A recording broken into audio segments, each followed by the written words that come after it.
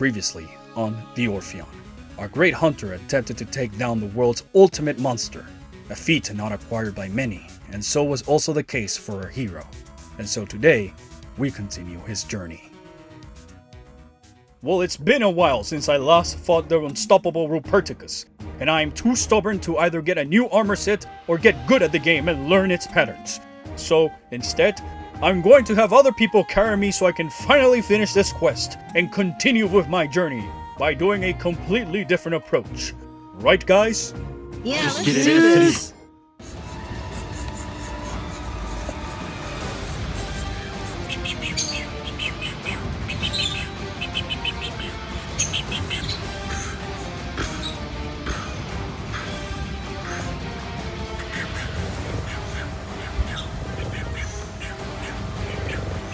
Quick, monster is asleep. Place your bombs. He is ready for capture. Get the trap and tranquilizers ready.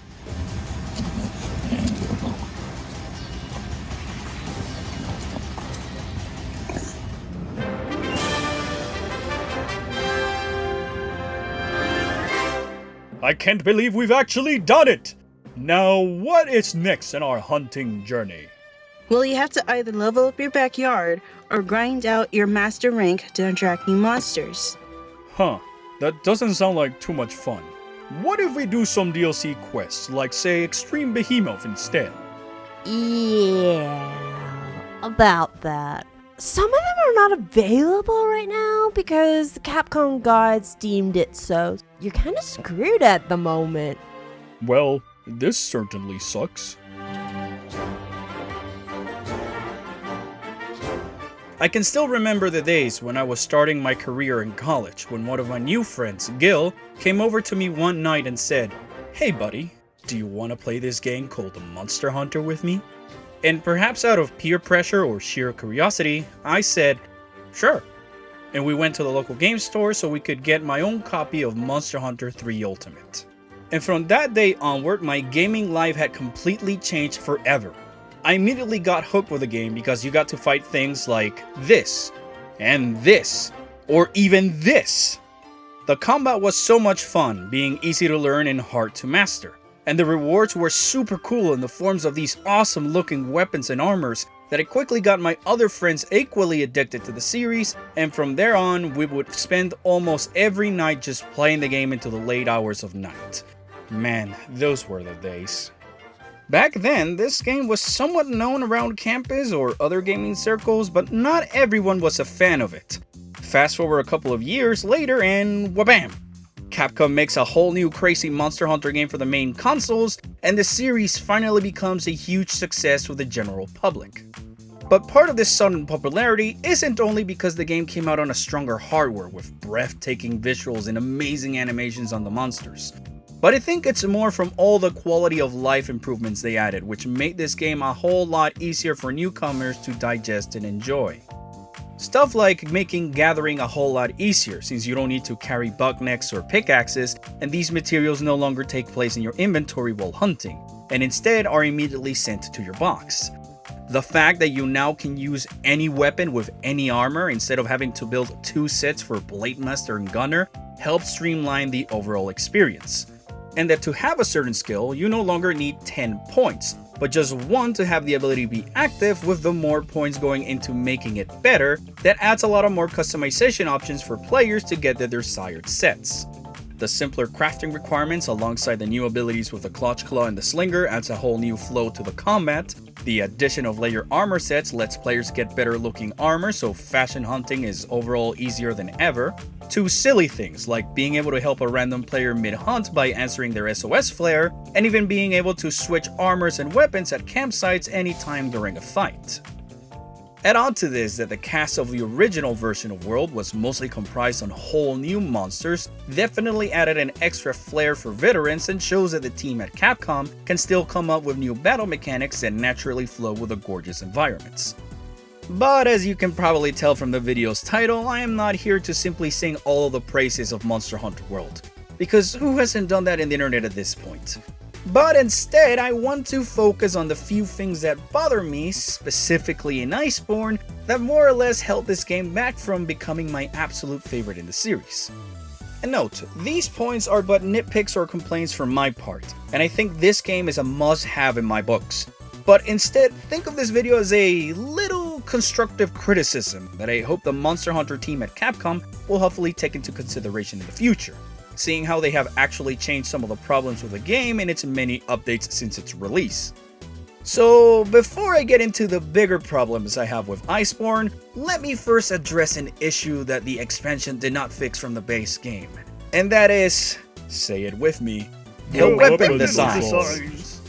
One thing this series is well known for, it's its awesome monster designs, and how those transfer into some amazing looking armors and weapons that create an extra incentive to keep on hunting. But sadly, I think this isn't something that was continued to its fullest in World.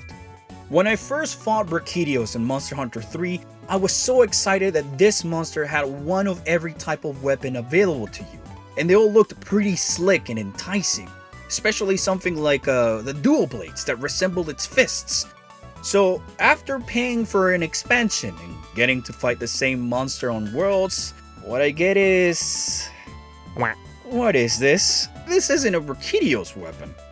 Yeah, as you might already know, a big problem World had is that for some weapons, they just grabbed the basic bone or iron forms, slap it with some scales or fur, and call it a day.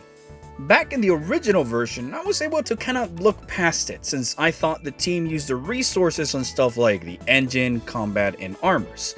But I thought this was something they would fix with the Iceborne expansion, considering its new cast mostly consisted of returning monsters. Like, for example, this is a Glavenus sword and shield as seen in Generations. This, on the other hand, clearly isn't. But that is just but a nitpick compared to the other problems I have. And one of them is how you unlock the endgame monsters. After you successfully take down the nightmare-inducing Shara Ishvalda and the rest of the guild comes in to take credit for your hard work alongside Nergigante, I thought that the next major challenge for me to overcome was discover Monster's brand new form. And in some way, I was right. Ruiner Nergigante was the next big thing for me to work towards. What I didn't expect is that this would come with a painful grind in order to access, because to unlock this fight, you need to reach a certain Master Ranker level. In previous games, after finishing the main story, your Hunter rank was mostly for bragging rights, but in here, it's what determines which monsters you can hunt next. So in my journey to finish the Iceborne expansion, I found myself making around 4 or so armor sets, as well as 5 new weapons while upgrading a couple of my older ones. Partook on various event quests as well as unlocking the upgraded mantles, and when I finished my adventure, I found myself comfortably sitting with a Master Rank 39 or so, which I thought was decent enough. Vanilla World required you to have a Hunter rank of 50 in order to fight the Tempered Kirin, and I thought it'd be the same for Iceborne, but boy was I wrong. In order for me to fight the new Nergigante subspecies, I needed to level my Master rank not to 50, not to 70, but a whopping 100. And let me tell you, leveling this out was not an easy or fun feat. I should state that I don't really mind grinding in games. At times I personally find it to be a soothing or even zen-like action, being able to turn off my brain and just work towards a goal of sorts. And I also don't mind hunting more monsters along the way to make more gear. But the way to increase your Master rank is so annoying because you only get so little points after each mission. And I think this method was better handled in something like Monster Hunter 4 Ultimate with its G rank scrolls.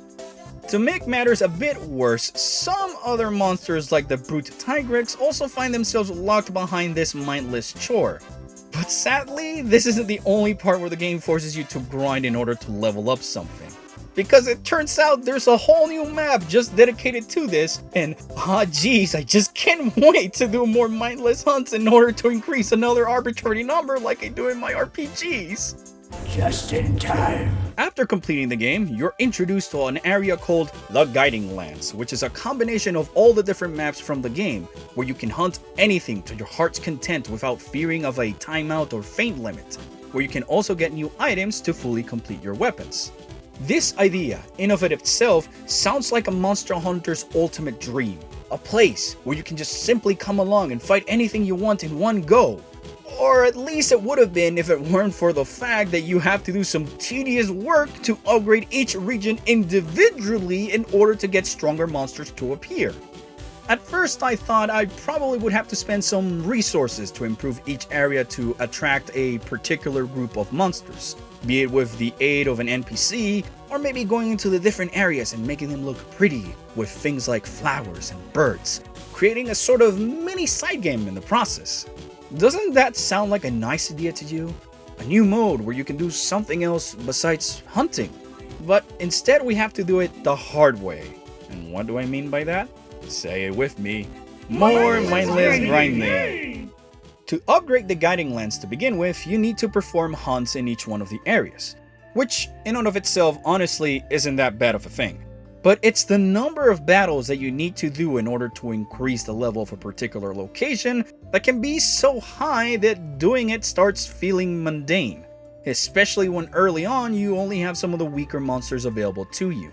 Honestly, I don't think I would be complaining so much about this if it weren't for the fact that some of the monsters like Zinogre and Young Garuga only become available to you by leveling up this place. Which is why I decided to call it the Grinding Lands, because that's pretty much what you're going to be doing here. Don't get me wrong, I love this concept on paper, and with a couple of tweaks could become the staple post-game experience for the series. What I think is that there should be an easier and alternative way to level up the areas in the first place. Again, I don't really mind grinding in games. I've surely done a lot on Final Fantasy XIV to get things like the Firebird mount and some of the game's relic weapons. But a game like Monster Hunter requires a bit more attention from my part in comparison, especially with some of the tougher fights, so it's not as easy to shut off my brain and say watch something in the background while I'm upgrading my Guiding Lands. But if anything, the biggest problem that bothers me doesn't have to do with the things I just went over, because at least with these, I can take my time and grind them out on my own leisure. Instead, my biggest issue with this game has to do with what should be a key highlight for any player, and those are the DLC quests. One thing this series is really well known for and tends to excel at is giving players new free updates and DLC that extends the game's lifetime, while offering some silly weapons and armors, or even full-on collaborations with other companies like I went over in my previous video. Monster Hunter World is no exception to this rule, and the team has given us a lot of stuff to do post-game. But the issue lies that a lot of this content are in some rotation system which dictates which quests you can do. This means that not everything is available to you at a particular time, which to me makes no sense. I can understand limiting, say, the seasonal events to specific times of the year, but why are the other quests and monsters locked behind this mechanic to begin with? I see no clear benefit from this decision, because newcomers to the game may not be able to do the quests once they meet the requirements to participate in them. And some veteran players that missed out on them due to time limits, for say, because you were too busy producing your own show or getting that shiny Rathalos mount in Final Fantasy XIV, now also have to wait and find themselves with not much else to do in the game, which might not entice them to come back in the first place. This is especially annoying to me because it wasn't an issue with the previous games. You can go ahead and load up Monster Hunter 4 or Generations Ultimate and easily download all the extra content for free and play them whenever you want. It was all there and easily available after its release, so the entire content of the game was accessible at any time throughout the year. This is even more annoying in Worlds when you take into account that two of its new monsters that generally give you some of the best gear in the game are also locked, for a lack of a better term, behind this rotation principle. So when I suddenly decided to take a break from Final Fantasy because my subscription expired, and decided to fight Safi'jiiva or Extreme Behemoth to get my floor tank layered armor set, my great friend Gab had the absolute pleasure of telling me that we couldn't do those quests because, once again, say it with me, they weren't on rotation. And it's because of this system that I personally feel as if I didn't have the game's entire content available to me at once. My last point in this video is more of a personal nitpick rather than something I feel like it's an actual problem. And that's the fact that Iceborne really didn't give us any new weapon gimmicks like previous installments. Sure, you may argue that the Clutch Claw combos is our new gimmick, but I see that more as a new combat mechanic instead, like 3 Ultimates Underwater Combat or Generations Hunter styles. I'm instead referring to something pertaining to the weapons themselves. Monster Hunter 3 gave us the slime mechanic with Brachydios that later became the blast element, 4 Ultimate gave us the self-sharpening weapons from Seregios, and Generations Ultimate on the Switch gave us the Valstrack weapons that only had white and red sharpness. World sadly doesn't do something similar to that, and ironically, I think it has 2 monsters that could perfectly meet the requirements for something new like this, those being Velkhana and Nergigante. For Velkhana, I thought of a weapon inspired by its ice arm, where the more you hit the target with them, the sharper the ice of the weapon would get, which ultimately would increase your affinity momentarily until the player had to sharpen the weapon again, in which case the special status will reset to 0. As for Nergigante, I took inspiration from its iconic spikes for a gimmick, in which the more you attack a monster, the darker the spikes on your weapon would become, until you actually manage to impale them onto your target, inflicting them with the bleed status. I know this kinda sounds a bit overpowered, but the main thing I can think to avoid this issue would be to have players get enough hits on a monster before your spikes lose their abilities. And a difference from other status elements, this one would have to be inflicted by players individually, instead of adding up together to meet a specific threshold with stuff like sleep, paralysis, or even blast. And that pretty much covers all my complaints with Monster Hunter World. I didn't want to make this video because I hate the game. In fact, quite the contrary. I had so much fun playing it and was happy that the team at Capcom actually listened to the player base for things to improve in Iceborne. But instead, I just wanted to give my 2 cents on the matter of things that in my opinion still need some tweaking to hopefully make the following games in the series even better in the long run. I know this is a different type of videos from what I normally do on this channel, but if you enjoy this style of analysis, please let me know. I wouldn't mind doing other videos like this in the future, going over other games or their stories to offer some new content to you guys every now and then. Regardless of the problems I just listed, I still think Monster Hunter World was a game I really enjoyed to its fullest. All the quality of life improvements it added were what made this the best way for newcomers to jump into the series. It's one you can easily enjoy by yourself, where at times it felt that in the older titles you needed a guide or a knowledgeable friend at your side to get the most out of the game. I personally find myself at an awkward crossroads with World. It's the one game I love but that at the same time I get the most frustrated at.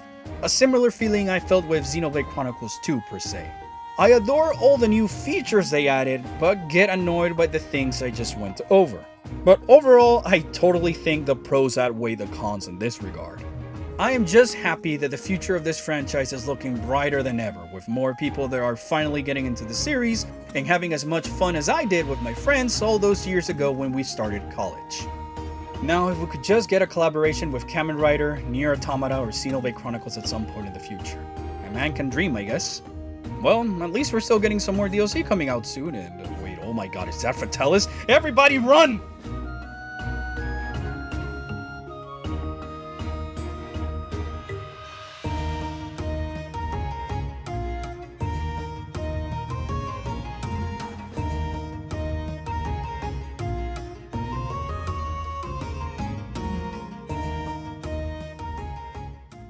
Who's a good boy? Who's a good boy? You are. You are a good boy.